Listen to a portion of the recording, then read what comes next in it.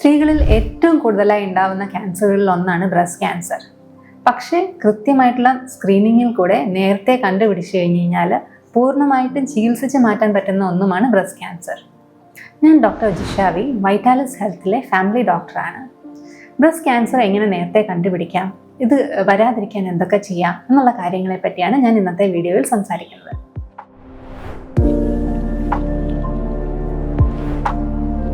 Breast ക്യാൻസറിൻ്റെ symptoms എന്തൊക്കെയാണെന്ന് നമുക്ക് നോക്കാം. സാധാരണയായിട്ട് ബ്രസ്റ്റിലോ അല്ലെങ്കിൽ കൈയുടെ അടിയിലോ ഉണ്ടാവുന്ന തടിപ്പായിട്ടാണ് ക്യാൻസർ കാണപ്പെടാറ്.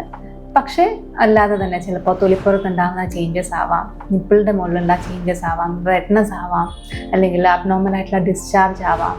ഇങ്ങനെ പല രീതിയിലും ബ്രസ്റ്റ് ക്യാൻസർ വരാം. ഈ സിംറ്റംസ് എല്ലാം ക്യാൻസർ ആവണം നിർബന്ധമൊന്നുമില്ല. പക്ഷേ ഇങ്ങനെ എന്തെങ്കിലും വ്യത്യാസം നിങ്ങളുടെ ബ്രസ്റ്റ് കാണപ്പെടുന്നുണ്ടെന്നുണ്ടെങ്കിൽ പെട്ടെന്ന് തന്നെ ഒരു ഡോക്ടറെ കാണിച്ച് ചെക്ക് ചെയ്യുന്നത് എപ്പോഴും നല്ലത് തന്നെയാണ്.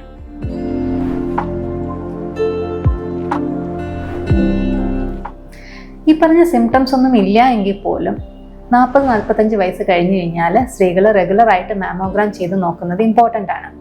45 ഇയേഴ്സിനും 55 ഇയേഴ്സിനും ഇടയ്ക്കുള്ള സ്ത്രീകൾ വർഷത്തിൽ ഒരിക്കൽ മാമോഗ്രാം ചെയ്ത് കഴിഞ്ഞ് കഴിഞ്ഞാൽ ഈ ബ്രസ്റ്റ് ക്യാൻസർ വളരെ നേരത്തെ തന്നെ കണ്ടുപിടിക്കാനും നമുക്ക് ചികിത്സിച്ച് മാറ്റാനും പറ്റും.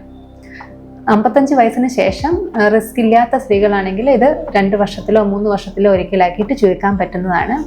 അതുപോലെ തന്നെ സ്ട്രോങ് ഫാമിലി ഹിസ്റ്ററി ഉണ്ട് എന്നുണ്ടെങ്കിൽ 45 വയസ്സിന് മുമ്പേ തന്നെയും സ്ക്രീനിങ് ചെയ്യേണ്ട വരാറുണ്ട്. അപ്പോൾ റെഗുലറായിട്ട് സ്ക്രീൻ ചെയ്ത് കഴിഞ്ഞ് കഴിഞ്ഞാൽ വളരെ നേരത്തെ ബ്രസ്റ്റ് ക്യാൻസർ കണ്ടുപിടിച്ച് പൂർണ്ണമായും ചികിത്സിച്ച് മാറ്റാൻ നമുക്ക് പറ്റുന്നതാണ്.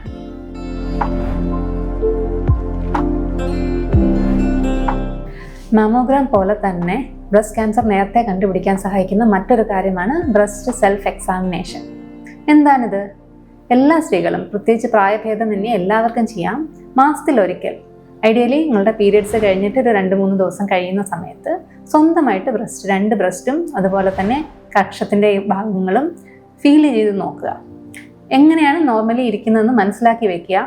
ഇതിൽ നിന്ന് എന്തെങ്കിലും വ്യത്യാസം നിങ്ങൾക്ക് തോന്നുന്നുണ്ടെങ്കിൽ, അതൊരു തടിപ്പോ നേരത്തെ പറഞ്ഞ സിംറ്റംസ് ഒന്നും ആവണമെന്നില്ല, പക്ഷെ എന്തെങ്കിലും വ്യത്യാസം തോന്നുന്നുണ്ടെങ്കിൽ അപ്പോൾ തന്നെ ഒരു ഡോക്ടറെ കണ്ട് സ്കാനോ ടെസ്റ്റോ എന്താണെന്ന് വെച്ചാൽ ചെയ്യിച്ച് നോക്കുക.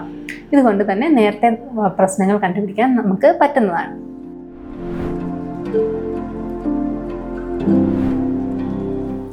റിസ്ക് ഫാക്ടേഴ്സ് ഉള്ളത് കൊണ്ട് മാത്രം ക്യാൻസർ വരണം എന്ന് നിർബന്ധമൊന്നുമില്ല. നമുക്ക് ക്യാൻസർ വരാനുള്ള ചാൻസ് കുറയ്ക്കാൻ വേണ്ടിയിട്ട് നമുക്ക് ചെയ്യാൻ പറ്റുന്ന പല കാര്യങ്ങളുമുണ്ട്. ഏറ്റവും ഇമ്പോർട്ടൻ്റ് ആയിട്ടുള്ളതെന്ന് പറഞ്ഞാൽ ഒരു ഹെൽത്തി വെയിറ്റ് മെയിൻറ്റെയിൻ ചെയ്യുക, റെഗുലറായിട്ട് എക്സസൈസ് ചെയ്യുക, ആക്റ്റീവായിട്ടിരിക്കുക, നിറയെ ഫൈബറുള്ള ഹെൽത്തി ആയിട്ടുള്ള ഭക്ഷണം കഴിക്കുക, സ്മോക്കിങ്ങും ആൽക്കഹോളും പോലെയുള്ള ദുശീലങ്ങൾ കഴിയുന്നതും അവോയ്ഡ് ചെയ്യുക. ഇത് കൂടാതെ ഡയബറ്റീസോ കൊളസ്ട്രോളോ പോലെയുള്ള അസുഖങ്ങൾ ഉണ്ടെന്നുണ്ടെങ്കിൽ ഇതൊക്കെയും കൃത്യമായിട്ട് മാനേജ് ചെയ്ത് വെക്കുക.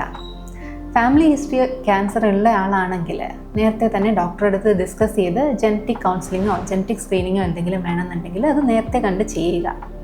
എന്തെന്ന് വെച്ച് കഴിഞ്ഞാൽ നേരത്തെ കണ്ടുപിടിച്ച് കഴിഞ്ഞാൽ 100% ട്രീറ്റ് ചെയ്ത് മാറ്റാൻ പറ്റുന്നൊരു ക്യാൻസറാണ് ബ്രസ്റ്റ് ക്യാൻസർ.